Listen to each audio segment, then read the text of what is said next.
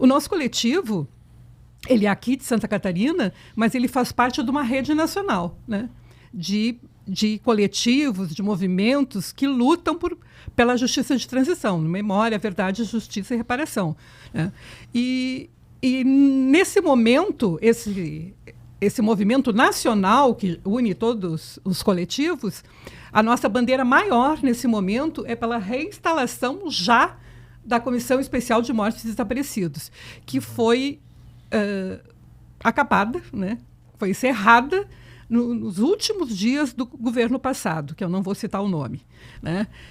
E nós queremos que isso seja reinstalado imediatamente, né? Porque nós, assim como nós temos três corpos ainda não encontrados de catarinenses, existe no resto do Brasil mais gente que também não foi encontrada, né? Além dos guerrilheiros do Araguaia, né? Que é um número grande, né? Que não foram encontrados até hoje. Então, assim, a bandeira atual do coletivo é que se reinstale a Comissão de Mortos e Desaparecidos, né? Para que dê continuidade ao que a comissão vinha fazendo. Muito bem, Lúcia. Doutor Prudente, eu volto com o senhor, porque eu, en passant, já toquei no assunto de um bloco anterior sobre esta experiência das caravanas da anistia, né? Do seu significado, do que é, assim como a Lúcia falou aqui de Santa Catarina, isso envolve sentimentos, envolve familiares, envolve todo um ambiente, né? O que é sair pelo país, né, junto à comissão da anistia, receber as famílias, fazer o julgamento, reviver essa história, enfim. A gente sabe que, do ponto de vista pecuniário, não vai se reparar uma história, uma vida, enfim, né, devolver para a família aquilo que eles mereciam ter de volta, né? Foi subtraída ali uma convivência, um pai, uma mãe, um filho, uma filha, enfim, isso não tem preço. Mas qual é o significado disso? Como que é ter, digamos, a possibilidade de, como cidadão, como alguém que sempre teve, né, na luta por direitos dos trabalhadores, direitos os mais diversos, como que é essa experiência? Isso te traz também, do ponto de vista pessoal, uma gratidão, um sentimento de que você está fazendo a sua parte? Sem dúvida nenhuma, Vânio. Eu posso dizer que na minha vida eu já fiz muitas coisas importantes, né? Mas eu acho que o trabalho na Comissão de Anistia talvez seja um dos mais duros e mais gratificantes, por conhecer pessoas, por estar convivendo com gente que lutou para garantir, né, a liberdade, garantir direitos, garantir a democracia. E por que da importância das caravanas? Porque uma coisa é você estar sentado em Brasília, julgando o processo distante, mesmo que agora seja televisionado, porque antes nem televisionado era só gravado. Outra é você ir para as comunidades e para as cidades onde os vizinhos, os parentes, os amigos podem assistir e dizer: o Paulo Stuart Wright não era um bandido. O Paulo Stuart Wright era um deputado que foi cassado na Assembleia Legislativa por quebra de decoro por não usar gravata. É isso que cassaram o mandato do Paulo Stuart Wright por causa disso. Então você ir para a comunidade, ir para o município, ir lá julgar, analisar, porque julgar não é analisar e pedir desculpas frente a toda a comunidade, seus parentes, seus amigos. O Estado brasileiro está pedindo desculpa, é de fundamental importância. Dizer, nós temos que reparar uma injustiça. Porque o cara era chamado de terrorista, o cara era chamado de bandido, o cara era chamado de assassino e outras tantas coisas.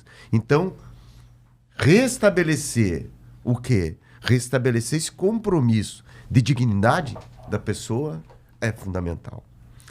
Mas isso, aqui em Santa Catarina, nós tivemos a oportunidade de trazer 3 caravanas que aconteceram na Faculdade Sesusc. A primeira caravana trabalhou Porque daí nós cruzamos teatro, música, cinema, fotografia e fizemos disso um grande ato cultural. E a primeira foi trazendo uma peça de teatro, inclusive, que era Cartas para a Mãe do Enfio, né? E lá teve exposição de cartoons, inclusive de amigos, exposição fotográfica que foi feita, inclusive, das fotos de... Na segunda, nós fizemos dedicada à Novembrada. Então, dos companheiros... E daí teve exposição fotográfica do querido Celso Martins, né, com as fotos. Tivemos a exposição do filme da Novembrada, teve Zeca Pires, Eduardo Paredes. E, ao mesmo tempo, julgamos processos que tinham conexão com isso. Então, essa relação de processos de catarinenses. Então, a ideia... a terceira foi dentro de um grande congresso de direitos humanos, o maior congresso de direitos humanos que a gente foi feito aqui em 2014, foi a terceira caravana, um dia antecedendo a eleição, então, da Dilma Rousseff, né? Bom, começou no dia seguinte da Dilma eleita. Mas eu vou falar um pouquinho das caravanas em si.